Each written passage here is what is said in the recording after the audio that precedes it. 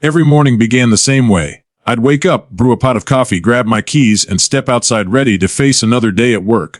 Only to find Karen's bright white SUV sitting there, perfectly angled across the edge of my driveway like a barricade. Not blocking me entirely, of course. She was too clever for that. Just enough that I had to do a 15-point turn to get out without scraping my bumper. At first, I thought it was a mistake. Maybe she hadn't realized she was that close. So I knocked on her door the first time it happened. She answered with a smile that could sour milk. "Hey, Karen," I said, forcing politeness. "I think you parked a little too close to my driveway. I'm having trouble getting out." She glanced past me, took a slow sip from her Starbucks cup, and said, "Mark, you don't own the curb." I know.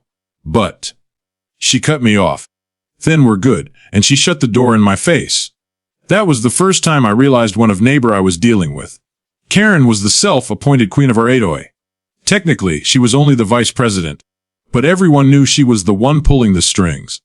She loved to walk around the neighborhood with her little clipboard, making notes about who left their trash cans out too long or whose grass was an inch taller than regulation height. She'd corner you during community barbecues, reminding you, like the new rule about mailbox color uniformity or the ban on non-neutral porch furniture.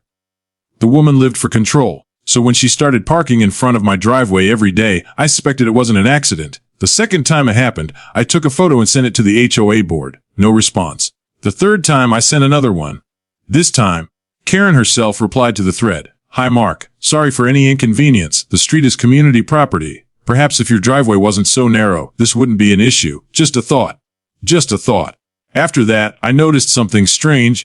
Every time I'd leave a note on her windshield, I'd get a notice from the HOA within a few days. Once I was reminded that my garbage cans had been visible from the street for more than 12 hours. Another time, I got a warning because my mailbox didn't meet aesthetic guidelines. My mailbox. I tried talking to her again. "Karen, look, I'm not trying to start anything," I said one evening when she was unloading groceries, "but could you please park a few feet down? I'm having a really hard time getting in and out." She straightened, clutching a paper bag full of organic kale like a shield.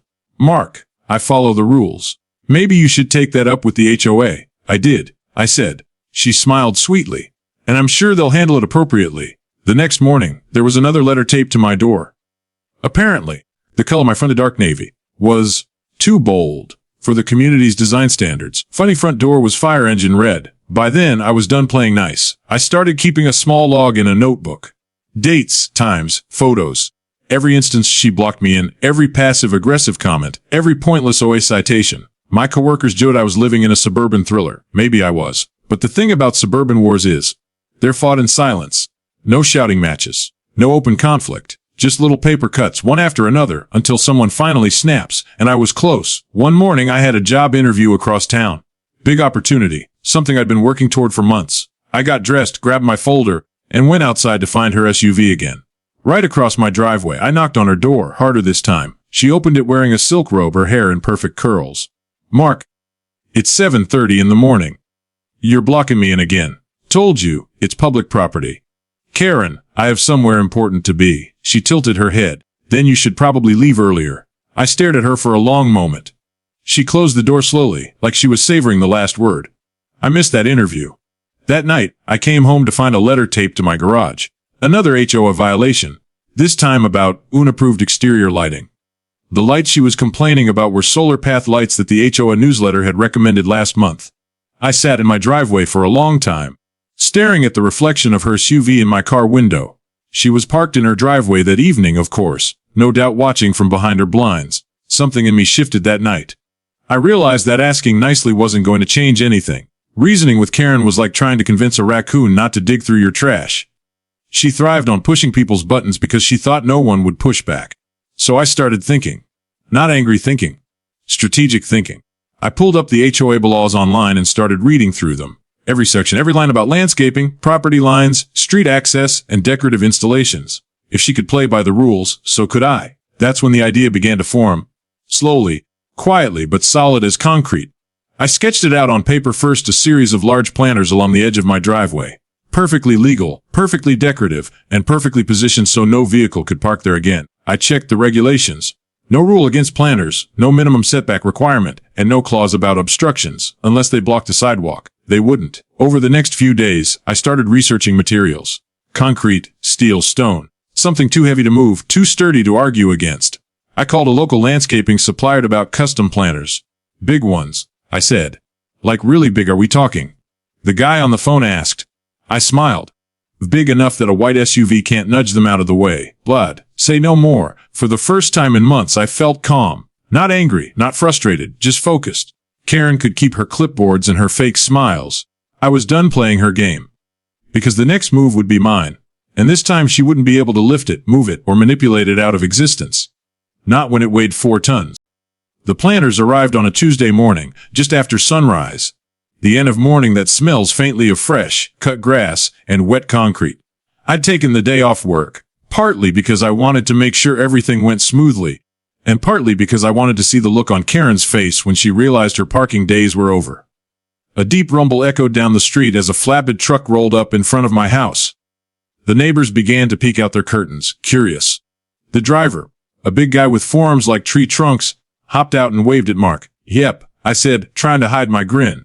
He whistled, walking to the back of the truck. Man, these are some serious planters. You sure you want to go this heavy? Positive. He shrugged and started the hydraulic lift. The metal groaned, then the first planter rose into view. Massive, solid concrete with a smooth slate finish. Each one stood nearly 3 feet high and wide enough to plant a small tree. Exactly what I'd pictured. The driver moved carefully, lowering the first planter along the left edge of my driveway.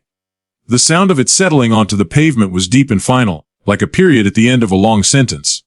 As the second planter came down, I noticed movement across the street. There she was, Karen, wrapped in her pink robe, standing on her porch with a mug in hand, squinting toward my house. She looked like a hawk that had just seen a rabbit dart into the open. By the time the third planter touched down, she was marching across the street. Excuse me, she called out, voice cutting through the hum of the truck engine. The driver looked at me. Eyebrows raised. I sighed. Here we go. Karen stopped a few feet away, eyeing the planters like they were alien pods. What exactly do you think you're doing? Landscaping, I said casually. She scoffed. Those are enormous. You can't just put things like that on public property. They're not on public property, I replied, pointing to the survey line I'd carefully marked. They're entirely within my lot. Approved materials, too. She frowned. That's not possible. These are obstructions. Dangerous, even dangerous, I repeated, barely hiding a laugh. They're flower pots. Her nostrils flared. You can't just clutter the neighborhood with eyesores because you're upset I'm upset, I asked, smiling. I just wanted to beautify the space. HOA guidelines encourage front yard landscaping. Remember, she opened her mouth ready to interrupt it, but the driver, ma'am, you might want to stand back. This one's about 4 tons. Karen's eyes widened slightly. 4 tons, he said. She stepped back quickly, clutching her mug tighter. The final planter was lowered into place, completing the perfect line. 4 gray monoliths neatly bordering my driveway like sentinels. I filled them with rich soil, planted bamboo and tall ornamental grasses, then placed small solar lights along the base. It looked clean, elegant, and most importantly, immovable.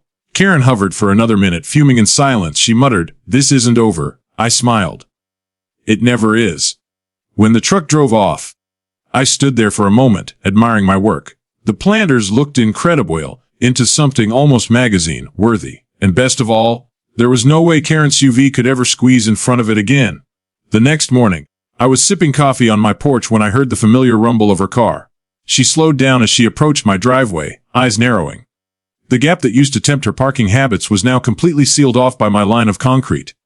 She idled for a moment, probably calculating if there was still an inch she could wedge her car into.